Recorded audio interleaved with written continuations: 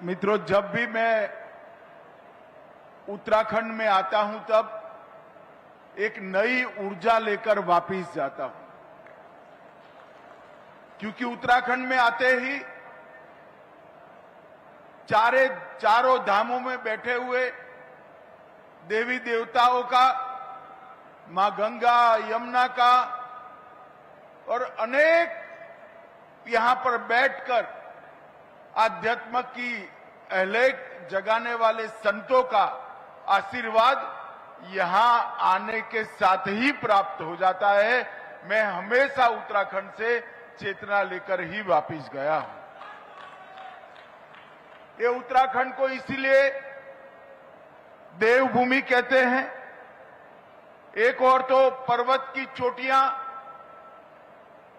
पूरे भारत को ही नहीं, पूरी दुनिया को आध्यात्म की ऊंचाई पर ले जाने का काम करती हैं।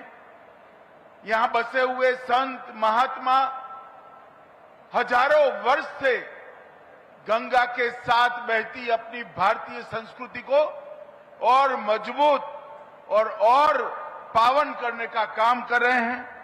और यहां की नदियां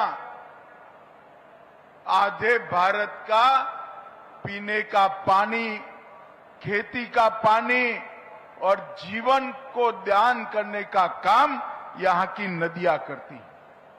प्रकृति और संस्कृति, इसका यहां एक अनूठा संगम हमें देखने को मिलता है।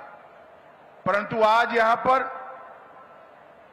उत्तराखंड के विकास उत्सव के लिए मैं आया हूं। भाइयों बहनों, 2023 में ग्लोबल इन्वेस्टर समिट जब हुई, मैं इसके समारोह में आया था और वहां पर मुझे एक चिट पर पुष्कर जी ने लिख कर दिया कि साहब 3,56,000 करोड़ का इन्वेस्टमेंट हो के एमओयू आए। मैंने पुष्कर धामी को वैसे ही कहा था कि पुष्कर जी, एमओयू लाने में कोई पराक्रम नहीं है, उसको जमीन पर उतारने में पराक्रम है। और आज मैं पूरे उत्तराखंड की जनता के प्रतिनिधि के रूप में पुष्कर सिंह और उनकी टीम को बहुत बहुत साधुवाद देना चाहता हूं, क्योंकि आज 1 लाख करोड़ का इन्वेस्टमेंट ये जमीनी सच्चाई बन गया। मैं ऐसे राज्य से आता हूं जो हमेशा से इंडस्ट्रियल इन्वेस्टमेंट में बहुत आगे होता है, परंतु मुझे मालूम है कि मैदानी राज्य में इन्वेस्टमेंट लाना और पहाड़ी राज्य में इन्वेस्टमेंट लाना, दोनों में पहाड़ चढ़ने से भी ज्यादा कठिनाई होती है। और भाई पुष्कर सिंह इसलिए अभिनंदन के अधिकारी है कि सारी विपदाओं को, सारी विपरीत परिस्थितियों को और सारी परंपरागत कल्पनाओं को तोड़ते हुए आज 1 लाख करोड़ से ज्यादा इन्वेस्टमेंट उत्तराखंड में आ चुका है। ये बहुत बड़ी बात है। और आज यहां पर 1 लाख करोड़ के इन्वेस्टमेंट के साथ साथ 81,000 से ज्यादा रोजगारी का सृजन हुआ है और इनकी एंसिलरी इंडस्ट्री से लगभग 2.5 लाख के आसपास नई रोजगारी का सृजन होने का संभावना पड़ा है। और सबसे बड़ी बात, टायर 2 और टायर 3 शहरों तक इन्वेस्टमेंट को पहुंचाने का काम किया है। उन्होंने औद्योगिक विकास और पर्यावरण, ये दोनों के बीच में संतुलन भी स्थापित किया है। रोजगार को स्थायित्व देने का काम किया है और नीति में पारदर्शिता, क्रियान्वयन में तीव्रता और दृष्टि में दूरदर्शिता के साथ समग्र उत्तराखंड के विकास का एक नया खाका पुष्कर सिंह ने खींचा है। मैं पूरे पेंडोल को कहना चाहता हूं, एक बार जोर से पुष्कर सिंह के लिए ताली बजाकर उनका स्वागत करिए। आज यहां पर 5 लोकार्पण और 14 शिलान्यास हुए। 1271 करोड़ के अलग अलग काम की शुरुआत यहां पर हुई है। भाइयों बहनों, जब उत्तराखंड के वासी उत्तराखंड के राज्य की मांग को लेकर संघर्ष कर रहे थे, कांग्रेस पार्टी ने उत्तराखंड के आंदोलनकारियों पर अत्याचार किए। उत्तराखंड को बनाने का काम भारतीय जनता पार्टी के नेता और उस वक्त के हमारे प्रिय प्रधानमंत्री श्रद्धेय अटल बिहारी वाजपेयी जी ने किया। परंतु बाद में जो राज्य के विकास के पंडित है, वो चर्चा करने लगे कि छोटे राज्यों की कल्पना सफल होगी या नहीं होगी। आज मैं सबको कहना चाहता हूं, अटल जी ने 3 राज्य बनाए थे, उत्तराखंड, छत्तीसगढ़ और झारखंड। ये तीनों राज्य अपने पैर पर खड़ा होकर आगे बढ़ने की शुरुआत, और उसमें सोने में सुहागा हुआ। 14 में नरेंद्र मोदी जी की सरकार आई, भाजपा की सरकार आई, अटल जी ने बनाया और मोदी जी ने संवारने का काम किया, और उसके बाद लगातार यहां डबल इंजन की सरकार चल रही है।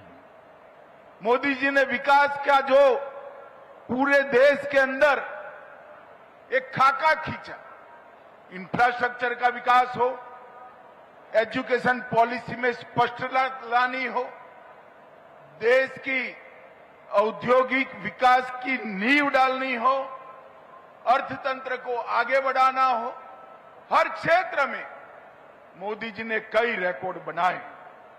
इंफ्रास्ट्रक्चर की मैं बात करूं, राष्ट्रीय राजमार्गों की लंबाई में सिर्फ 10 साल में 60% वृद्धि नरेंद्र मोदी सरकार ने की। ग्रामीण क्षेत्रों में नई 8 लाख किलोमीटर गांव को जोड़ने वाली सड़कें बनाने का काम किया है।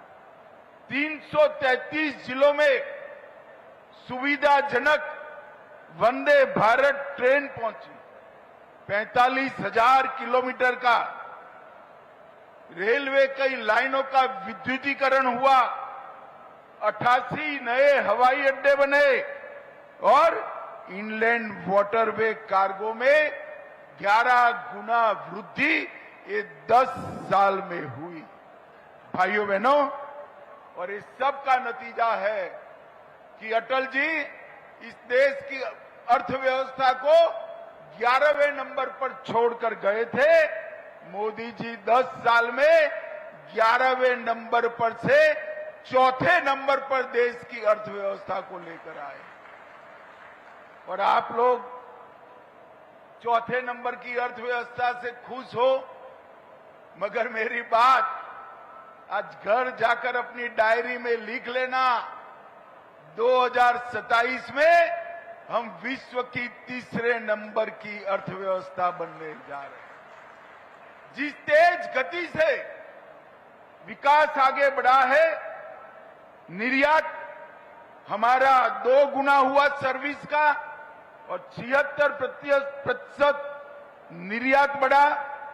हम कई सालों से सबसे ज्यादा तेज गति से बढ़ने वाली अर्थव्यवस्था बने। एक जमाने में कहते थे कि इंफ्रास्ट्रक्चर बने, औद्योगिक विकास हो तो गरीबों का कल्याण नहीं हो सकता।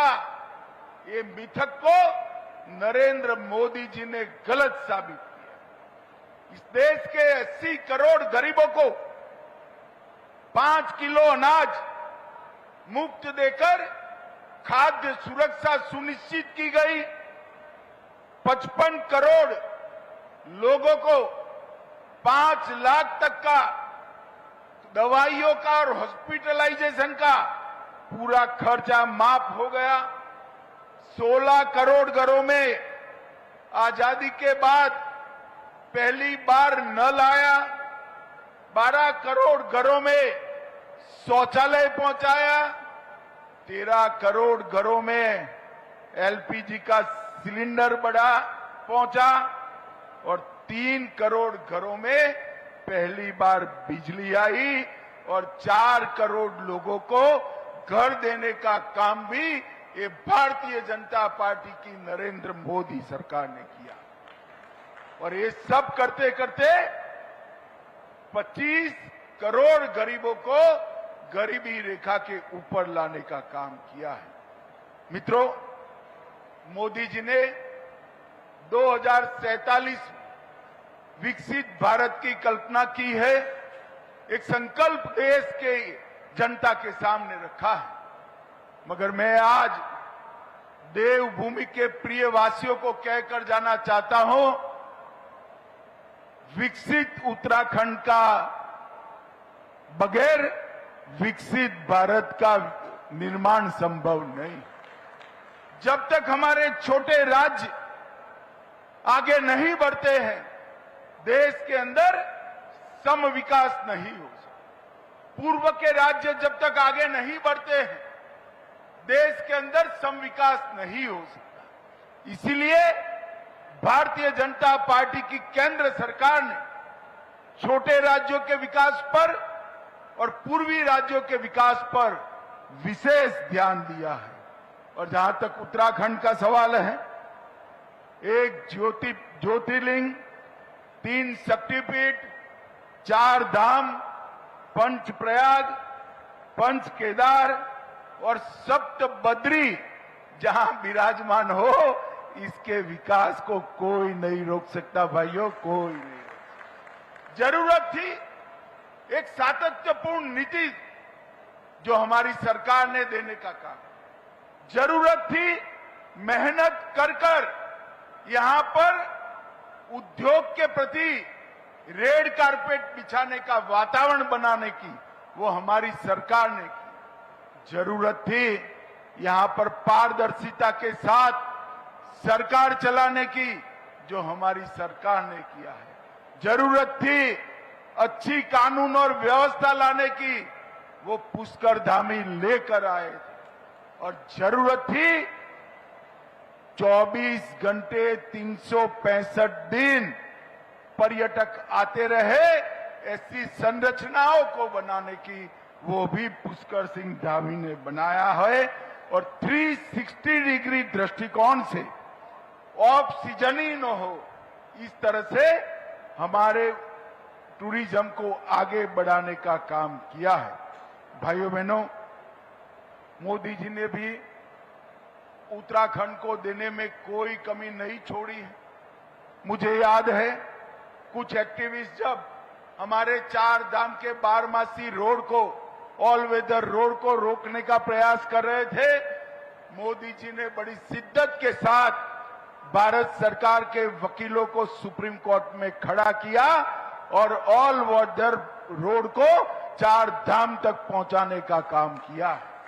कुछ काम बाकी है, 8-10% जिस दिन ये काम हो जाएगा, 12 माह हमारे उत्तराखंड में पर्यटकों का तांता लगेगा। भाइयों बहनों, 2700 करोड़ से हेमकुंड साहिब तक गोविंद घाट से 12 किलोमीटर लंबा रोपवे और 4000 करोड़ से सोनप्रयाग केदारनाथ रोपवे, ये आने वाले दिनों में पूरे विश्व से पर्यटक को यहां खींचने का काम करेंगे। और श्रद्धालुओं को लिए कई ऐसे रोड बनाए जो दिल्ली के साथ जोड़ने का काम किया। एक राज्य में मुझे तो आश्चर्य होता है, एक छोटे से राज्य ने इतनी ढेर सारी पॉलिसियां बनाई और एक स्थायी पॉलिसी के कारण औद्योगिक निवेश का वातावरण बना। टूरिज्म पॉलिसी बनी, एमएसएमई पॉलिसी बनी, स्टार्टअप पॉलिसी बनी, फिल्म सिटी पॉलिसी बनी, सर्विस सेक्टर के लिए पॉलिसी बनी, आयुष के लिए पॉलिसी बनी और सारे अप्रूवल सिंगल विंडो कर उद्योगपतियों का बहुत सरलीकरण करने का काम पुष्कर सिंह धामी ने किया है। मैं फिर से उनको बहुत बहुत बधाई देना चाहता हूं। यहां मैं आया हूं तब ये भी कहना चाहता हूं, आयुर्वेद, योग, प्राकृतिक उपचार और जैविक खेती, ये चारों आने वाले दिनों में उत्तराखंड के विकास का आधार बनने वाले हैं। और चारों क्षेत्रों में यहां परंपरा भी है, वातावरण भी है और जनता की श्रद्धा भी है। ये चारों क्षेत्रों में अनेक गुना ज्यादा इन्वेस्टमेंट और टूरिस्ट को लाने की एक बहुत बड़ी संभावना पड़ी है। यहां जो अंतर्देशीय कंटेनर डिपो बने हैं, ये निर्यात और लॉजिस्टिक को आगे बढ़ाएंगे। हरिद्वार, देहरादून, उधम सिंह नगर, उसमें प्लग एंड प्ले की सुविधाएं खड़ी हो रही है। स्टार्टअप के लिए ढेर सारी योजनाएं लाए हैं और एक प्रकार से यहां विकास का समग्र वातावरण पुष्कर सिंह के नेतृत्व में भारतीय जनता पार्टी की सरकार ने बनाया है। मित्रों, आज मैं यहां आया हूं, मेरा पॉलिटिक्स करने का कोई इरादा नहीं था, परंतु ये कांग्रेस के लोग जो है वो किसी भी अच्छे काम में, जैसे कोई दूध में नींबू निचोड़ देता है ना तो दूध फट जाएगा, इसी प्रकार से राजनीति करने के आदि। सुबह सुबह ट्वीट किया कि अमित भाई उत्तराखंड को क्या मिला वो कह कर जाना। मैं कांग्रेसियों को कहना चाहता हूं, मैं तो उत्तराखंड को क्या दिया भारत सरकार ने इसका हिसाब देता हूं, मगर आप जरा आपकी 10 साल सरकार थी तब क्या किया उसका हिसाब देंगे क्या? वो नहीं देंगे।